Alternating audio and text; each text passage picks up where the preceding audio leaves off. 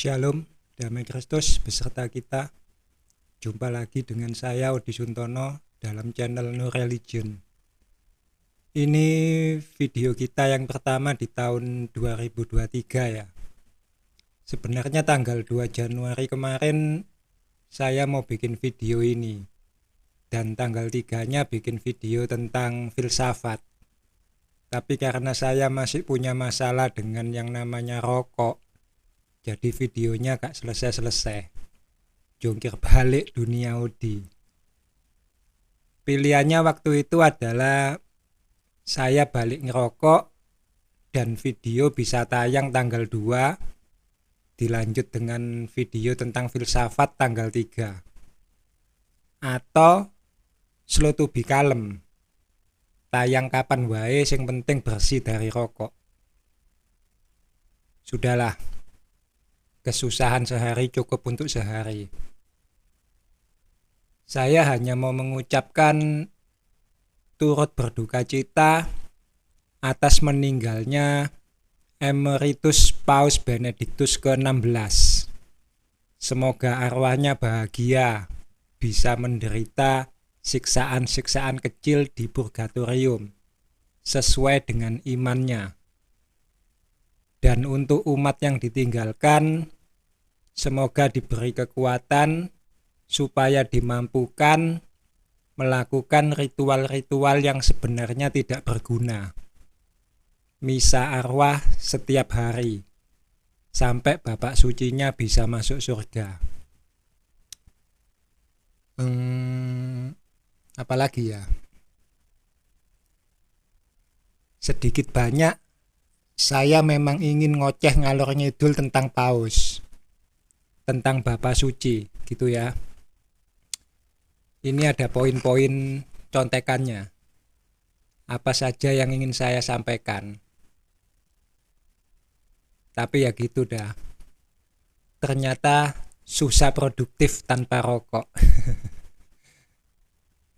Ya, seperti yang sudah kita ketahui bersama, tahun 2022 kemarin ditutup dengan meninggalnya mantan pemimpin tertinggi Sekte Vatikanisme, yaitu Benediktus ke-16.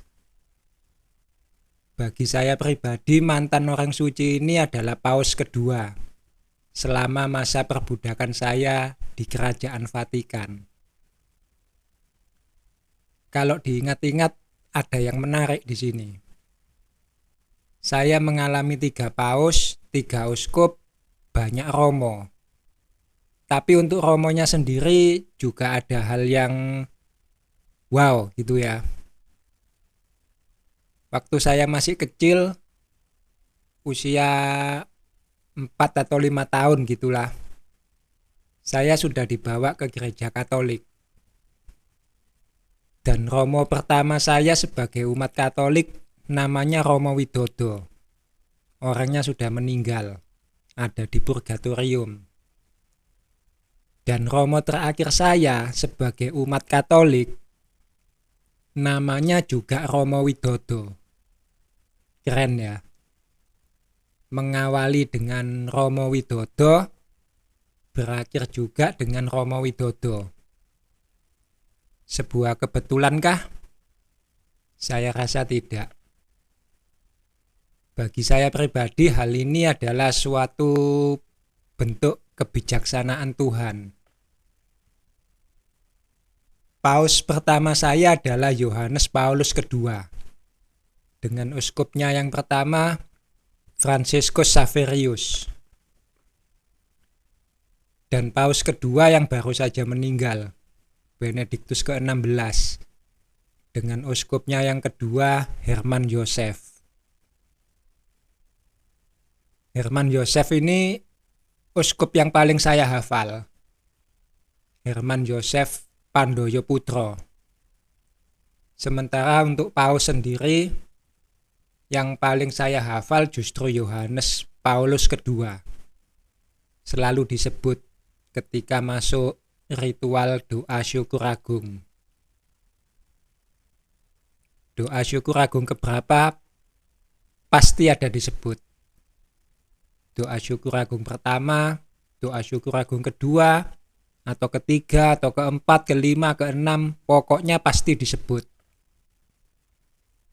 Bersama Bapa Suci kami Paus Yohanes Paulus II dan Uskup kami Herman Joseph beserta para rohaniawan rohaniawati semuanya. Gitu ya. Dari zaman Mada Bakti sampai puji syukur. Sampai gak bawa apa-apa. Sudah disediakan lembaran kertas untuk acara misa. Umat gak perlu bawa apa-apa lagi. Puji syukur pensiun, kitab suci masuk museum. Nah, Paus yang ketiga yang sekarang lagi menjabat, Paus Fransiskus. Dengan uskupnya, saya lupa yang ketiga. Uskup Pidi apa sapa ngono lho. Jadi perjalanan rohani saya pada masa perbudakan oleh Vatikan mengalami 3 paus, 3 uskup, banyak romo. Romo Widodo, Romo Hudi, Romo Blas, Romo D. Romo D ini sekarang jadi teman saya. Keluar dari kehidupan selibat dan menikah dengan teman saya. Jadi pernah dihukum ekskomunikasi juga. Sama seperti saya sekarang. Hanya doi masih setia sama sekte Vatikanisme. Dan masa hukumannya sudah selesai. Saya yang belum selesai. Dan gak akan selesai. Saya gak hafal dah urutan romo-romonya di gereja saya. Tapi yang pasti, bagi saya pribadi berawal dari Romo Widodo, berakhir dengan Romo Widodo. Itu keren bagi saya. Tuhan Maha Bijaksana. Nah, balik lagi pada Paus. Ada pengikut Buddha, ada pengikut Muhammad, ada pengikut Yesus, ada juga pengikut Paus. Pausisme, aliran sekte Bapa Suci. Wede, keren juga namanya, Bapa Suci. Dan janganlah kamu menyebut siapapun Bapa di dunia ini. Karena hanya satu Bapamu, yaitu Dia yang di surga. Iki Bapak Suci bapane sapa coy? Ingin menyamakan diri dengan Bapa di surga. Begitukah? Yesus saja hanya anak loh, sebutannya. Anak manusia. Lah iki Bapa. Suci pula. Tolong apologetnya Vatikanisme. Mana suaranya ya? Tolong dibantu menjawab. Biar pengikut Paus tidak tersesat. Nanti imannya dimakan serigala bidat yang kurang ajar seperti saya loh. Penyesat-penyesat akhir zaman katanya. Pandai kalian memutar balik kata. Bapa Suci. Anak suci gak ada ya gitu. Anak suci. Walah Pak D. Saya aja apa ya yang jadi anak suci. Kasihan ada Bapak Suci gak punya anak suci. Tapi gak jadilah. Suci-suci matinya masih di purgatorium buat apa? Diseksa di api penyucian. Oga deh. Tapi gak semua Bapak Suci masuk purgatorium sih. Bingung juga jadinya ya. Paus pertama saya tadi misalnya. Paus Yohanes Paulus II. Doi sekarang sudah ada di surga. Jangan salah ya. Di surga. Bukan di purgatorium lagi. karena doi sudah sukses, lulus ujian menjadi santo. Dan posisinya sekarang kadang-kadang juga bisa menjadi Tuhan cadangan bagi pengikut Paus. Banyak penganut Vatikanisme yang berdoa selain kepada patung, juga berdoa kepada santo santa. Berdoa bukannya kepada Tuhan semesta alam, tetapi kepada santo santa. Iman yang mengerikan. Berdoa kepada Santa Perawan Maria. Berdoa kepada Santo Yohanes. Berdoa kepada Santo Antonius. Banyak dah. Tinggal pilih saja mau Tuhan Santo, Tuhan Santa yang mana. Orang-orang kudus dijadikan Tuhan. Dimintai petunjuk. Janganlah berbuat kekejian seperti itu, saudara. Bertobatlah sebelum terlambat. Jangan meminta petunjuk kepada arwah-arwah. Minta petunjuk itu hanya kepada Allahmu, Bapamu yang di sorga. Bukan Bapa suci yang komat kamit gak jelas itu. Keluarlah daripadanya, saudaraku. Larilah daripadanya. Minta penyertaan Tuhan supaya engkau dibebaskan dari perbudakan Vatikan. Bebas dari jerat dustanya si ular beludak. Bukankah ada tertulis dalam kitab sucimu? Dan apabila ada orang berkata kepada kamu, mintalah petunjuk kepada arwah dan roh-roh peramal yang berbisik komat kamit, maka jawablah orang itu, bukankah suatu bangsa patut meminta petunjuk kepada Allahnya? Atau haruskah mereka meminta petunjuk kepada orang-orang mati, bagi orang-orang hidup? Antara Tuhan yang kudus dengan manusia yang berdosa, kita butuh Yesus, firman-Nya Tuhan yang hidup sebagai pengantara. Tetapi antara Yesus dengan kita, tidak ada lagi yang namanya pengantara. Kalian bisa bertemu sendiri dengan Yesus, tanpa perlu lagi pengantara dari Maria, pengantara dari Santo A sampai Santo Z. Bukankah oleh karena hal ini saya bersaksi bahwa Yesus itu satu-satunya yang hidup di antara orang yang mati. Bukan Maria, bukan Santo Santa kesayangan kalian, juga bukan Odi Suntono. Odi, engkau kan pernah mengalami perjumpaan dengan Yesus. Jadilah pengantara kami. Tolong sampaikan pesan saya pada Yesus. Bla bla bla bla bla. Kalian ini tuli atau tolol? Bukankah saya ini bersaksi bahwa Yesus itu hidup? Engkau bisa menghampiri Yesus sendiri, sama seperti saya menghampiri Yesus.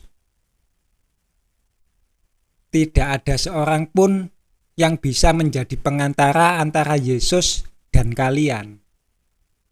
Bahkan Santo Santa kesayangan kalian itu, mereka semua orang mati. Kalian harus berjalan sendiri untuk bisa bertemu dengan Yesus. Yesus itu hidup.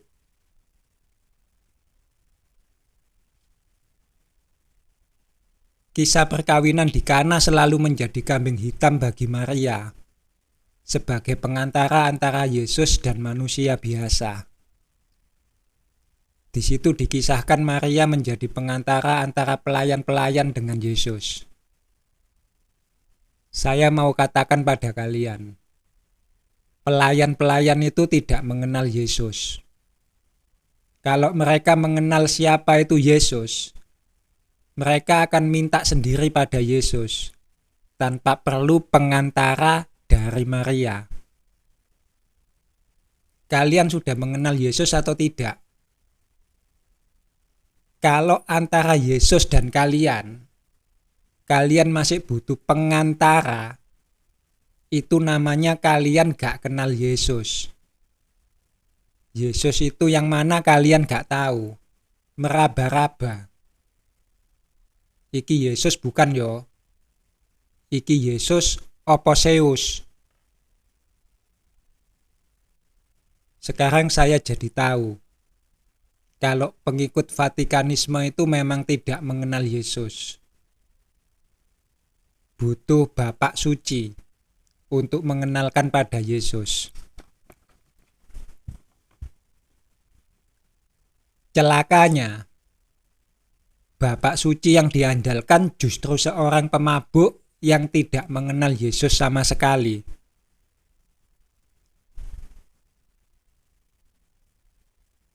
Masih banyak hal yang ingin saya sampaikan berkenaan dengan meninggalnya si manusia suci ini kepada kalian para pemujanya.